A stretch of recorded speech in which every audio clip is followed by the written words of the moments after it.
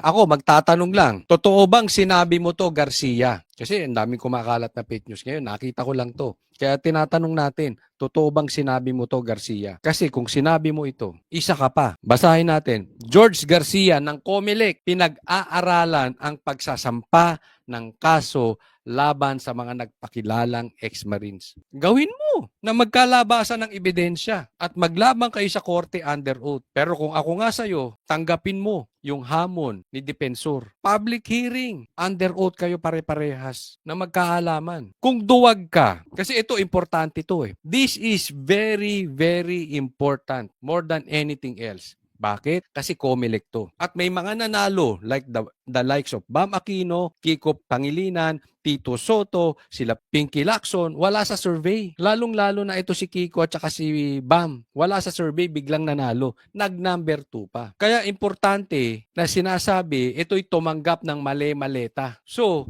malaki ang posibilidad na ang mga nangunguna o ang nakaupo sa atin ngayon na liderato, hindi talaga napanalo. Hindi nyo binoto. Hindi binoto ng Pilipino. Binoto lang ni Garcia. Malaking posibilidad po yun. Unless patunayan ni Garcia.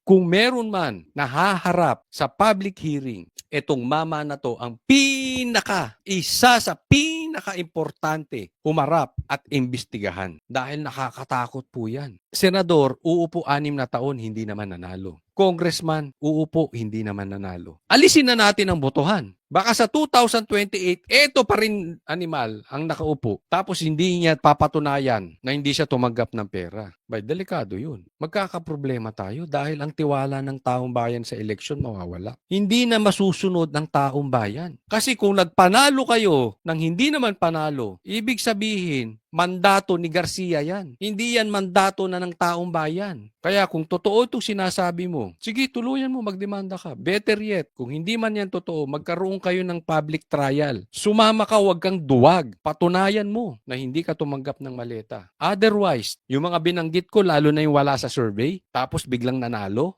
biglang nag-number 2 pa, peke ang pagkapanalo. It's only because of Garcia. Kung maduduwag tong tao na to, ang tanong, sige ilagay nyo sa comment section, duwag ba to? Lalaban ba to si COMELEC Garcia?